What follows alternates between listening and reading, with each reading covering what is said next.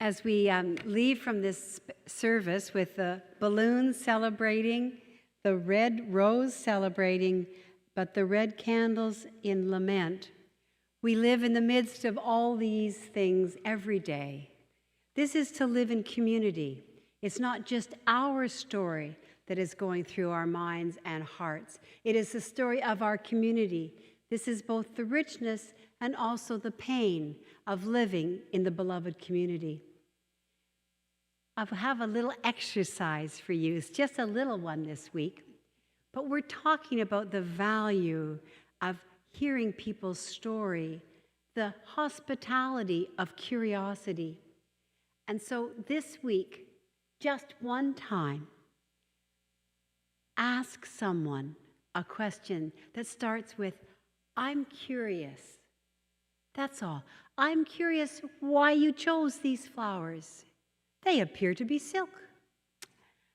I'm curious why you live in Victoria. It doesn't have to be deeply emotionally connected. I had a great conversation. You know, I feel like I'm a bit of an extrovert.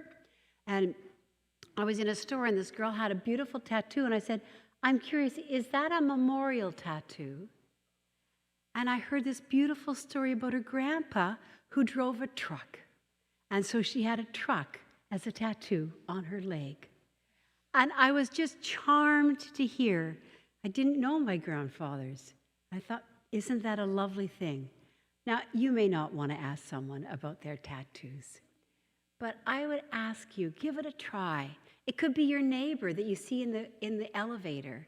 It could be a total stranger. It could be your identical twin. But start the question, I'm curious. And then after you ask your question, listen, even if it's just a 3-word answer. And get used to that offering of deep spirituality, of welcome hospitality in the curiosity, respectfully respectfully giving the gift of dignity and inclusion. And inch by inch, we eradicate stigma by the power of our welcome. May it be so for us. And now we go into our very busy early, well, I guess it's full spring. It's almost summer, isn't it? Trusting the light of hope, even when, like the people walking that road to Emmaus, we're not exactly sure what the destination is, are we? But what is ahead of us. And I ask you to think of those people whose stories you already know, that you've already heard, and the people who listen to your story, and bless that experience with these words with me. And may the assurance of the God who created us, the Christ who is raising us, and the Spirit that will unleash us be with us now and always.